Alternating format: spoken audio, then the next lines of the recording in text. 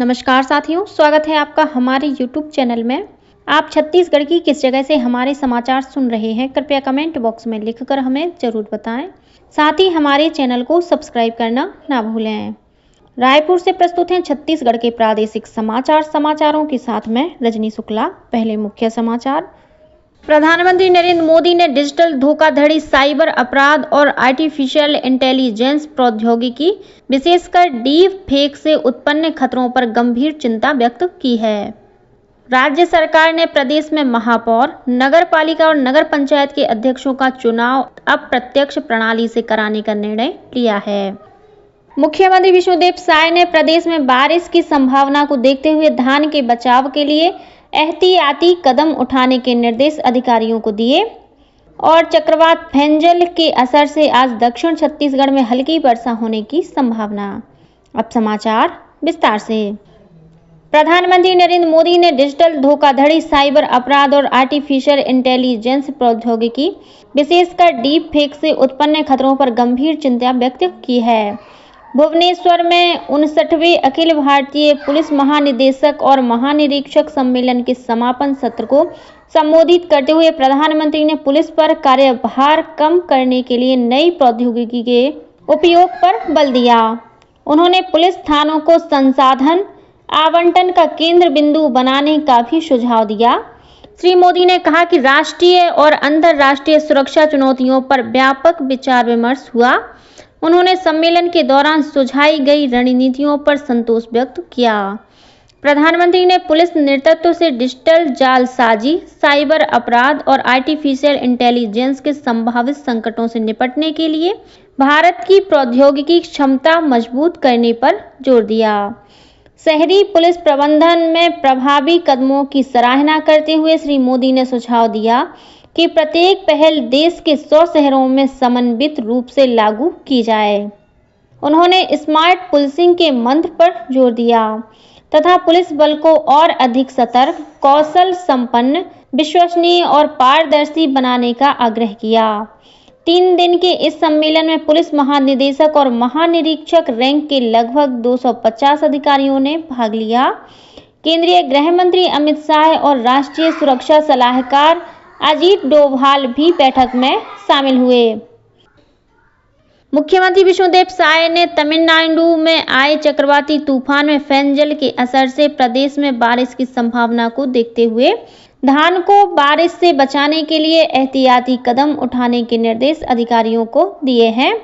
इस संबंध में खाद्य मंत्री दयालदास बघेल ने सभी जिलों के कलेक्टरों को पुख्ता इंतजाम करने के निर्देश दिए हैं।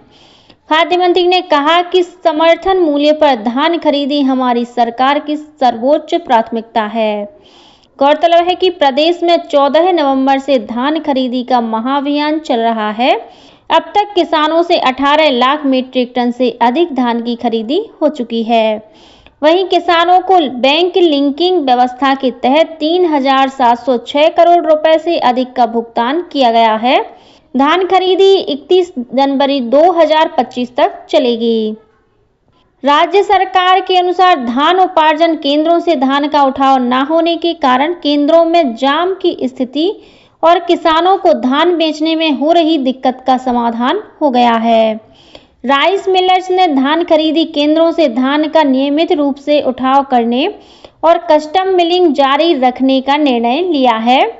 लघु उद्योग भारती और भारतीय किसान संघ के साथ राइस मिल एसोसिएशन के पदाधिकारियों के बीच हुई बातचीत के दौरान राज्य शासन ने मिलर्स की बीते वर्षों की बकाया राशि के जल्द भुगतान का आश्वासन दिया है।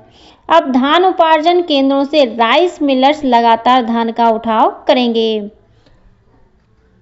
मुख्यमंत्री विष्णुदेव साय ने गौशालाओं को प्रति मवेशी दी जाने वाली अनुदान की राशि 25 रुपए से बढ़ाकर 35 रुपए करने की घोषणा की है। उन्होंने कहा कि गौ माता के संरक्षण एवं संवर्धन के लिए छत्तीसगढ़ में जन जागरूकता अभियान चलाने की आवश्यकता है। मुख्यमंत्री ने कहा कि गौ अभयारण्य को गौ धाम कहना उचित होगा। राज्य सरकार द्वारा जगह जगह गौधाम बनाने का निर्णय किया गया है। बेमेतरा जिले के झालम में 50 एकड़ में गौधाम बनकर तैयार है। जल्द ही इसका उद्घाटन किया जाएगा। इसी तरह कवर्धा जिले में 120 एकड़ में गौधाम बनाने का काम तेजी से चल रहा है। मुख्यमंत्री श्री साय ने कहा कि राज्य सरकार द्वारा प्रदेश में दुग्ध उत्पादन को बढ़ावा देने और छत्तीसगढ़ के देवभोग ब्रांड को मजबूत बनाने का काम किया जा रहा है। राज्य सरकार का प्रयास होगा कि गौ माता सुरक्षित रहें।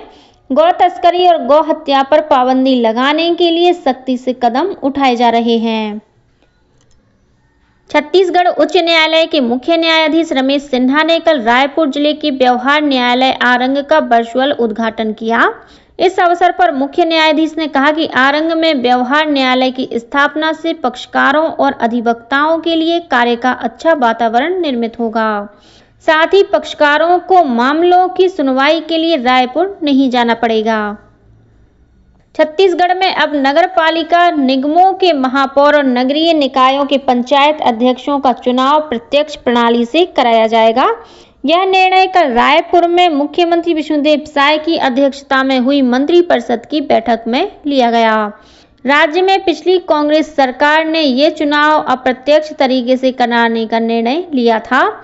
कल मंत्रिपरिषद की बैठक में नगरीय निकाय और त्रिस्तरीय पंचायत चुनाव में पिछड़ा वर्ग कल्याण आयोग की रिपोर्ट की अनुशंसाओं के अनुसार अन्य पिछड़ा वर्ग की संख्या के अनुपात में 50% की अधिकतम सीमा तक आरक्षण के प्रावधान की स्वीकृति भी प्रदान की गई। इसके अलावा मंत्रिपरिषद ने प्रदेश में पर्यटन को बढ़ावा देने के लिए पर्यटन को उद्योग का दर्जा प्रदान करने का निर्णय लिया है। राष्ट्रपति द्रौपदी मुर्मू आज अंतर्राष्ट्रीय दिव्यांगजन दिवस पर राष्ट्रीय दिव्यांग जन सशक्तिकरण पुरस्कार प्रदान करेंगी। कुल 22 व्यक्तियों और 11 संस्थानों को राष्ट्रीय पुरस्कार से सम्मानित किया जाएगा। केंद्रीय सामाजिक न्याय और अधिकारिता मंत्री डॉक्टर वीरेंद्र कुमार इस अवसर पर दिव्यांगजनों के सशक्तिकरण के लिए अनेक कल्याणकारी योजनाओं का शुभारंभ करेंगे। अंतर्राष्ट्रीय दिव्यांगजन दिवस पर आज राजधानी रायपुर के साइंस कॉलेज मैदान में राज्य स्तरीय कार्यक्रम का आयोजन किया जाएगा।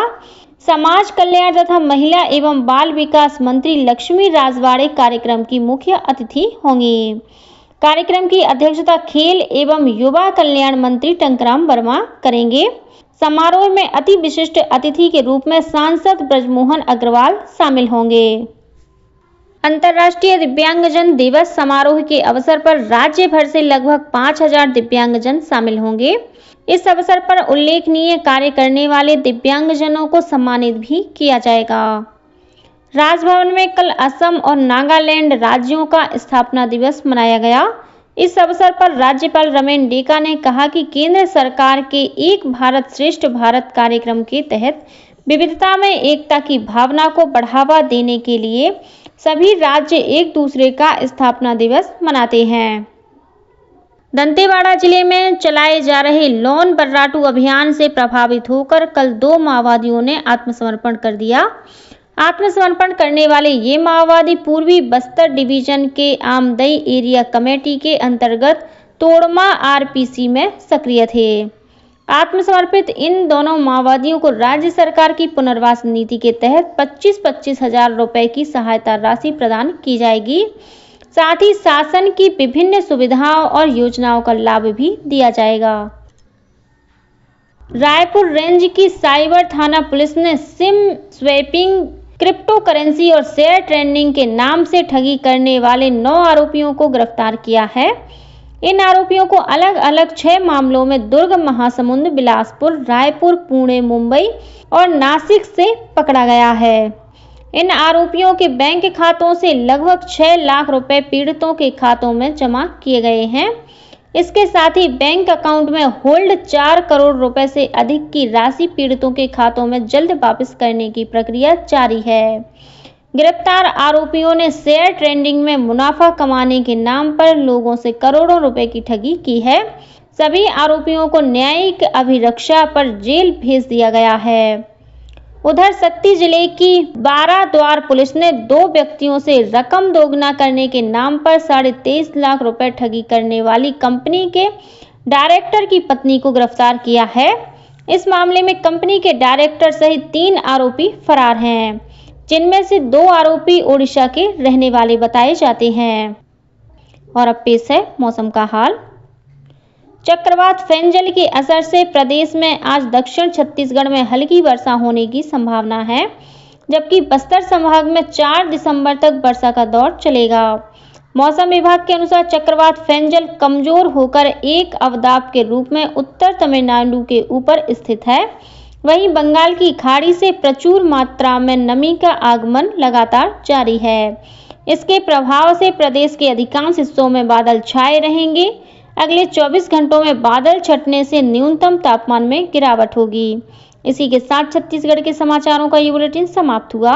नमस्कार।